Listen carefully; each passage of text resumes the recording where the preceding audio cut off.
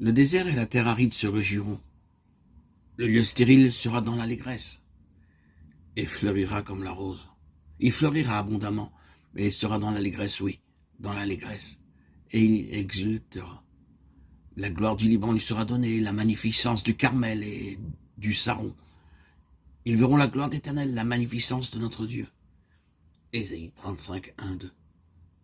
Dieu dit, le lieu stérile sera dans l'allégresse et fleurira comme la rose.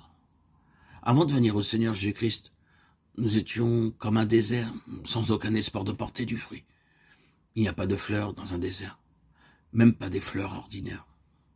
Le Seigneur dit ici que malgré votre stérilité et votre peu de valeur, il vous fera fleurir un jour comme la rose d'un jardin. Le Seigneur Jésus est notre jardinier, comme nous l'avons vu dans Ésaïe 27, 3. Dieu dit, je t'arroserai de mes propres mains et je te garderai. Les roses ont besoin d'être arrosées au moins 3 fois par jour, mais le Seigneur dit de lui, je l'arrose à chaque instant. Non seulement 3 fois par jour, mais à chaque instant. Le Seigneur connaît notre vie privée, combien nous l'avons offensé par nos pensées, nos paroles et nos actes. Mais alors que nous allons à lui toujours à nouveau, nous pouvons être purifiés par le précieux sang.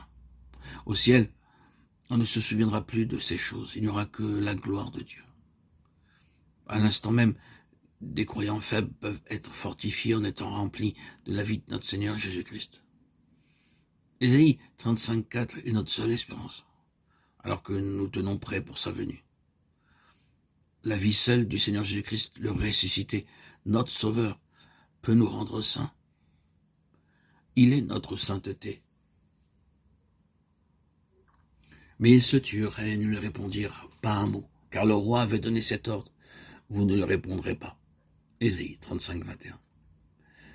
L'ennemi vient aussi contre nous comme un fleuve débordant. Nous pensons qu'il n'y a aucun espoir de victoire et nous tombons.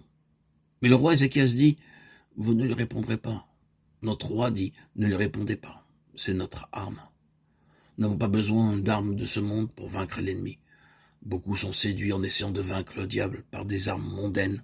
2 Corinthiens 10, 4. Au lieu de cela, attendez-vous très patiemment au Seigneur pour obtenir la réponse. En fait, le Seigneur nous dit ici, n'utilisez pas des armes de ce monde pour vaincre le diable. Ce n'est qu'en entendant la voix de Dieu, à genoux, qu'il vous montrera ce que vous devez faire, et que vous pourrez vaincre l'ennemi jour après jour. Peu importe comment l'ennemi se présente, priez avec foi en disant, Seigneur, je dépends de ta force et de ta victoire. Dis-moi, Seigneur, comment utiliser mes armes. Dieu vous donnera des versets de l'Écriture pour vous encourager et vous fortifier. Il est merveilleux de voir comment le diable est vaincu par quelques versets. Vous remarquerez alors que vous passerez par de sérieuses tentations, qu'un petit verset vous viendra à l'esprit, ou qu'en lisant votre Bible, il parlera. Prenez garde, car le diable peut vous séduire en vous faisant utiliser des armes de ce monde. Conservez votre paix, car ce n'est que par sa paix que nous vaincrons le diable. Romains 16, 20. La paix intérieure nous vient en entendant la voix de Dieu. Nous serons ainsi en mesure de vaincre le diable, qu'il vienne comme un fleuve, comme un lion rugissant ou comme un ange de lumière.